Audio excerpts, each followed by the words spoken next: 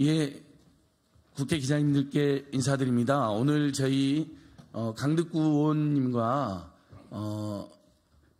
민생시민단체들이 함께 최근 현안에 대해서 몇 가지 기자님들께 이야기하려고 합니다. 특히 김건희 여사 명품 뇌물 수수 의혹 그리고 인사개입 의혹을 처음으로 폭로하고 공익 제보해 주신 최재형 목사님께서 오늘 국회를 처음 찾아주셨습니다. 그래서 최재형 목사님 직접 왜 그걸 공익 제보하게 됐고 최근에 김건희 특검법을 거부하고 김건희 여사의 온갖 문제를 덮는 데 급급한 윤석열 정권과 여당에 대해서 쓴소리를 해주시도록 하겠습니다. 참석한 분들 먼저 인사하겠습니다. 저는 민생경제연구소에서 일하는 안진걸이라고 합니다. 강덕구 의원님 오셨습니다. 검사를 검사하는 모임에 오동현 대표 변호사 모셨습니다. 민생경제연구소 박영선 운영위원장 참여해 주셨습니다. 아까 소개해드렸던 이 사건의 공익제보자 재미교포 목사님, 최재형 목사님 오셨습니다. 그리고 왼쪽에 퇴진과 혁신 모임에 김종욱 운영위원님, 임세훈 운영위원님 오셨습니다. 예, 먼저 기자회견 취지 말씀을 강덕구 의원님께서 해주시고 각계 인사들의 짧은 논평이 있도록 하겠습니다. 예, 인사드리겠습니다. 안양시 만화구 출신 강덕구 의원입니다. 지금 윤석열 대통령으로 인해서 대한민국의 정치는 없습니다. 죽었습니다. 그리고 정의도 죽었습니다. 윤석열 정부에서 국민의힘은 대통령에게 싫은 말 한마디도 할 수 없는 정당이 됐습니다. 또한 권력자 비리와 의혹은 수사할 수 없는 게 대한민국의 현실이 되어버렸습니다. 지난 주말 정치권을 뒤엎은 뉴스가 있었습니다. 대통령실에서 한동훈 비대위원장에게 사퇴할 것을 요구했다는 것입니다. 상대당의 일에 대해서 왈가왈부할 생각은 없습니다만 우리는 이번 사태를 보면서 다시 한번 명확하게 알 수 있는 일이 있습니다. 김건희 세 글자는 그 누구도 입에 올리지 말라라는 윤석열 대통령의 분명한 메시지를 확인했습니다. 심지어 대통령은 최측근 신복으로 불리는 한동훈 비대위원장에게도 똑같은 메시지를 전달했습니다. 김건희 여사에 대한 의혹과 논란 그리고 해명하라는 국민의 목소리는 계속 커지고 있지만 도이치모터스 주가 조작 의혹, 대장동 개발 특혜 의혹, 서울 양평고속도로 종점 변경 의혹 그리고 오늘 이 자리에 함께해 주신 우리 최재형 목사님이 밝히신 명품백 수소 의혹까지 감추려고 하면 할수록 커지고 새로운 의혹이 계속 나오고 있습니다. 권력자 수사 비호는 한동훈 비대위원장에게도 적용됐습니다. 한동훈 비대위원장 딸 스펙 수사와 관련해서 1년 8개월 동안 뭉개다 결국 불송치 결정된 것입니다. 조국 전 장관 딸에 대해서는 가족 대화방 공개할 정도로 잔혹하게 수사하던 수사기관과 한동훈 비대위원장 딸을 수사한 수사기관은 다른 나라입니까? 한동훈 비대위원장 딸의 봉사활동 의혹에 대해서 드리고 싶은 말이 많습니다. 반드시 의혹의 진실을 밝히는 시간이 올 것이라는 것을 잊지 마십시오. 저 그리고 우리 안진걸 민생경제연구소장이 조만간 진실을 국민에게 밝힐 것을 분명히 말씀드립니다.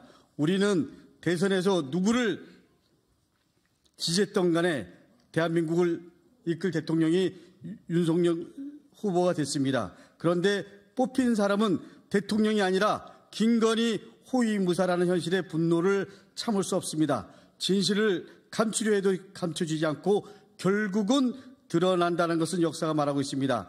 윤석열 대통령의 진실을 끝까지 감추는 모습, 결국 국민 심판의 시계가 더 빨리 움직일 수밖에 없다는 것을 분명히 윤석열 대통령은 명심해야 할 것입니다. 예, 강덕구 의원님 감사합니다.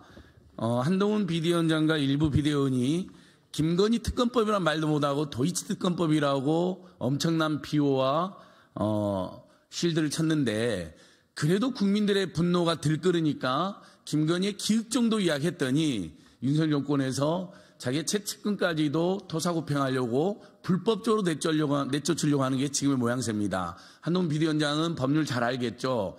사퇴 요구를 거부했다라고 말함으로써 윤석열 대통령과 대통령실이 불법적으로 정당법을 위반하고 직권남용해서 당무에 개입한 것을 폭로한 꼴이 되었는데요.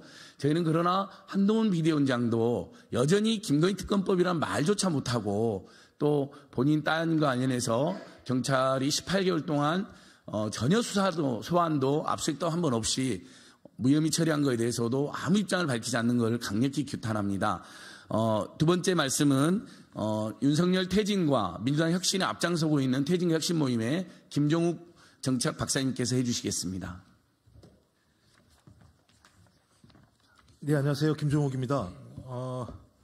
누차 말씀드렸습니다만 한동훈 비대위원장의 역할은 두 가지였다라는 것이 이번에 확인된 것 같습니다. 첫 번째는 대통령 부인의 특검법 통과를 저지하는 것, 두 번째는 대통령 측근의 공천을 관철시키는 것, 이 두 가지 역할 외에는 다른 것을 부여받지 않았다.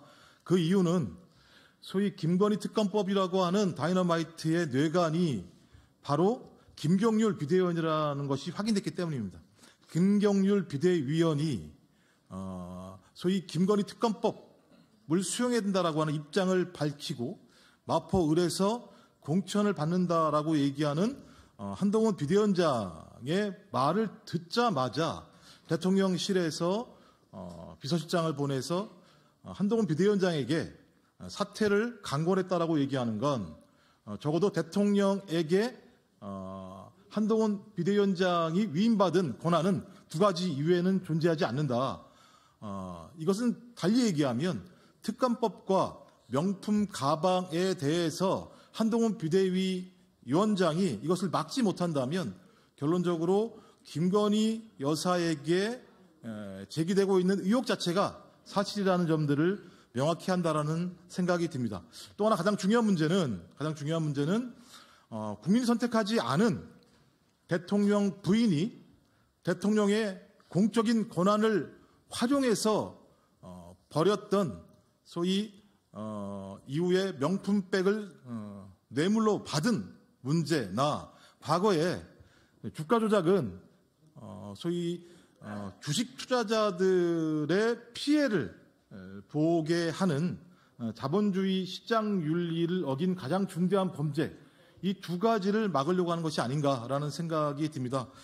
따라서 우리가 이 사안을 통해서 확인할 수 있는 것은 주가 조작의 범죄가 자행됐다라고 하는 것들을, 그리고 명품백을 받은 것 자체가 범죄라고 하는 것을 대통령실 그리고 대통령이 스스로 자인한 꼴이 이번 사태의 본질이라고 생각하기 때문에 당연히 특검법을 수용해야 하는 것이 대통령이 마지막으로, 그리고 한동훈 비대위원장이 마지막으로 국민을 위해서 해야 될 길이라고 생각합니다. 예, 한동훈 비대위원장이 지금은 내쫓근의 모양새지만 저희들이 보기에서는 다 거기서 거기입니다. 기자님들도 보셨죠, 생생히. 김건희 특검법이란 말을 못했고 도입특검법이라는 거짓말을 퍼뜨리고요. 그 다음에 문재인 정부 때 검찰 의견사라고 하는 황당한 또 거짓말을 했습니다. 2022년 12월 30일 날 본인이 법무장관 때 김건희, 최은순 세력이 무려 23억이나 되는 주가조작 불법 부당이득을 얻었는데 그걸 본인 법무장관 치하의 검사들이 법정에 낸 의견서에 23억이 명시되어 있습니다. 제가 다 입수해서 읽어보니까요. 근데 그걸 문재인 정부 때 일이라고 거짓말하다 딱 들킨 거 아닙니까? 그럼에도 불구하고 김건희 기획자 꺼냈다는 이유만으로 이 내쫓긴 모양새, 정말 우리 국민들이 너무나 분노하고 한탄이라고 생각합니다. 이어서 퇴진각신의 임세훈 운영위원 말씀 짧게 듣고 최재형 목사님 말씀 청하도록 하겠습니다.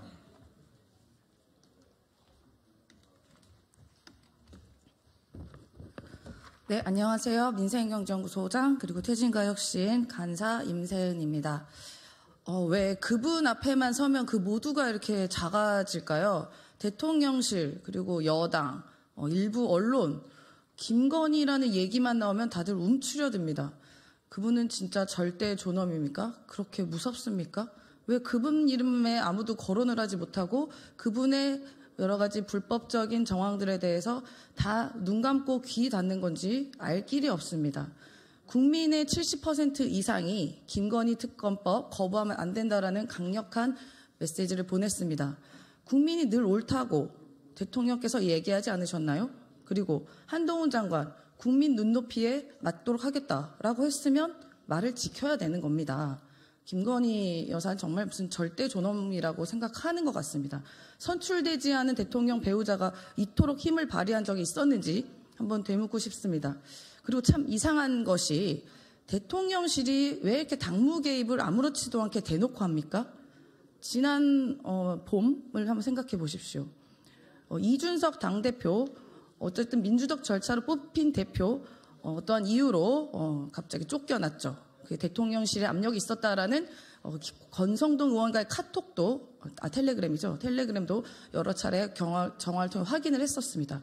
그리고 당대표를 나가겠다는 안철수 의원, 나경원 의원 등등 어떠한 물리적인 힘에 보이지 않는 손으로 출마를 접었습니다. 네, 그래서 그때 희대의 명언이 나왔죠. 아무 말도 하지 않으면 아무 일도 일어나지 않는다. 그리고 지금도 그래서 김기현 대표를 안 쳤는데 또 그 이후에도 김기현 대표가 대통령실과 어긋난 일을 하자 또다시 떠났죠. 그리고 나온 게 바로 최측근인 한동훈 비대위원장입니다. 그런데 며칠 되지도 않아도 한동훈 비대위원장도 본인의 가장 친한 카톡 친구인 김건희 씨에 대한 이야기가 나오자 또다시 사퇴를 종용했다라는 이야기가 들립니다. 지금까지 일련의 사태들을 봤을 때 대통령실이 당무 개입을 불법적으로 한 건 아닙니까? 명백한 탄핵 사유로 저는 생각이 듭니다. 이 부분에 대해서 왜 아무도 다루지 않고 이상하다 생각하지 않는지 매우 의아하지 않을 수가 없습니다. 우리 국민은 지금 먹고 살기도 힘든데 여러 가지를 요구받고 있습니다. 시력검사, 청력검사, 독해력검사를 요구받고 있습니다. 바이든을 난리면으로 들어야 되고요. 그 다음에 불법적으로 디올백을 본 뇌물수수 사건을 그저 무슨 기획수사, 함정수사, 정치수사로 바라봐야 됩니다. 그리고 23억가량의 주가 조작으로 인한 수익도 그건 수익이 아니고 주가 조작을 당했다라고 이해를 해야 됩니다. 참으로 어처구니가 없고요. 민생을 살펴야 할 대통령실과 집권 여당은 자기들끼리 권력 싸움하느라고 정신이 없습니다. 그래서 고통스러운 건 결국 국민입니다. 하루라도 빨리 양심 있는 정권이라면요. 김건희 특검 반드시 바로 실행하시고 민생을 챙기시기를 부탁드리겠습니다. 고맙습니다. 네, 임세은 소장님 발목 부상인데 오셔서 감사합니다. 여러분 제 오른쪽에 이슈의 주인공이신 최재형 목사님 오셨는데요. 목사님께서 처음으로 김건희 여사를 미팅했을 때 밀실 코바나 콘텐츠로 불러드렸다는 점이 매우 중요하고요. 거기서 목사님께서 금융위원 인사개입을 목도하고 그 다음에 탐정 취재를 계획하시게 된 거고 그 다음에 서울 양평 고속도로가 왜곡되는 걸 보면서 최종적으로 공개를 결정하셨다는 점이 매우 중요합니다. 그래서 저희들의 활동과도 굉장히 연관이 있는 분이셔서 오늘 저희가 모시게 됐습니다. 최재형 목사님께서 처음에 이 공익제보를 하게 된 계기와 최근 사태에 대해서 논평해 주시도록 하겠습니다. 안녕하십니까. 최재형 목사입니다. 워낙 윤석열 정부가 총체적 난국이고 국정이 워낙 부실하다 보니까 다양한 방면에서 이야기를 할 수 있겠지만 제가 경험하고 체험한 것만 분명하게 말씀드릴 수가 있겠죠. 저는 이제 김건희 여사를 통해서 김건희 여사를 접촉하는 과정에서 김건희 여사가 제2부속실, 민정수석실, 특별감찰실 설치하지 않은 그 사각지대를 활용해서 본인에게 대통령실의 모든 시스템을 집중화하고 사유화하고 또 독점화한 그 상황에서 제가 여사를 접견을 하고 또 여사와 이렇게 소통을 하는 과정에서 제일 먼저 고위직 인사 금융위원을 임명하는 그 모습을 바로 제 옆에서 전화통화하는 모습을 통해서 제가 목격을 하고 이 모든 사건이 여기에서부터 출발이 되는 겁니다. 그냥 전화 메모를 하는 정도가 아니라 본인이 인사권자의 위치에서 고위직 인사를 주무르는 그런 모습을 제가 지근거리에서 보고 경악을 하여 다음에 또 접견할 기회가 있으면 증거 채집을 해야 되겠다라고 하는 결심을 해서 어떻게 이렇게 몰래 카메라까지 작동이 돼서 2차 접견 때 이렇게 그것이 촬영되고 여러분에게 공개가 된 건데, 저는 그렇습니다. 김건희 여사가 누누이 얘기한 것처럼 뭐 같은 고향, 또 부친과 저희 큰형님과의 관계, 제가 어린 청소년 시절에 또 부친이 운영한 약국을 드나들면서 있었던 그런 여러 가지 추억들이 있지만, 그런 것은 학연, 혈연, 지연, 사적인 감정입니다. 여러분이 저를 이해해 주셔야 되는 게 뭐냐면, 저는 정을 의로 승화시켰다고 하는 것을 말씀드리고 싶어요. 스스로 제가 평가를 좀 잘해서 좀 민망하기도 하지만, 제가 만약에 그런 걸 묵살하고 눈여겨 그냥 두기만 하고 폭로하지 않았다면 우리나라는 바로 설 수 없을 것 같아서 제가 이렇게 폭로를 한 게 계기가 된 거니까 여러분들 널리 양해해 주시고, 그 외에도 직접적으로 모든 국정 정반에 걸쳐서 보고를 받고 이권 개입, 인사 개입, 국정을 거의 다 이제 대통령실에 보고를 받으면서 이렇게 수행을 한 권력의 이혼화의 한복판을 제가 목격을 했기 때문에 여러분에게 알려드리는 것이고, 그리고 외신기자 클럽에서 제가 잠깐 맛보기 영상으로 천공의 영상을 보여드렸는데, 그것도 역시 김건희 여사를 접견한 거에 연장성산입니다. 김건희 여사가 1차 접견을 마치고 제가 일어나려고 할 때, 목사님, 내가 5년 임기 내에 통일시킬 거예요, 이런 말을 했고, 2차 접견 때 영상에 잡혔을 때 제가 이제 남북 문제에 이제 나설 거예요. 대통령 자리에 있어 보니까, 이 자리에 있어 보니까, 이런 일을 해보니까 이런 어투와 말투는 그분의 습관이 아니라 실제로 본인이 윤석열 남편을 앞세우고 집권을 하는 과정과 집권을 완성해서 자기가 지금 이 나라를 통치하고 있다고 하는 명확한 그런 정상적인 입에서 나온 정상적인 사고방식의 그런 언어지, 그분의 어떤 언어 습관이 아닙니다. 그렇기 때문에 저 말들이 어디서 나왔을까?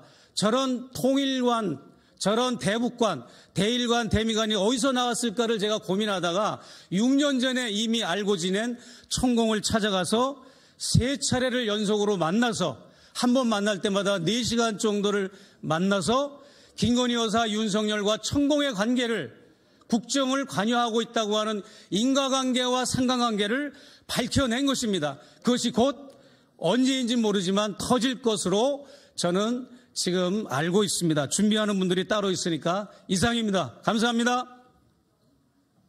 예, 재정 목사님께서 인사개입 의혹을 목도하고 그다음에 서울 양평 고속도로 조작을 하는 거 보면서 탐정 취재와 공익적인 폭로를 결심하셨다는 내용을 기자님들께 다시 한번 제가 힘주어 강조합니다. 시간이 없어서 박영선 운영위원장, 오동현 변호사님 기자회견 낭독해 주시도록 하겠습니다.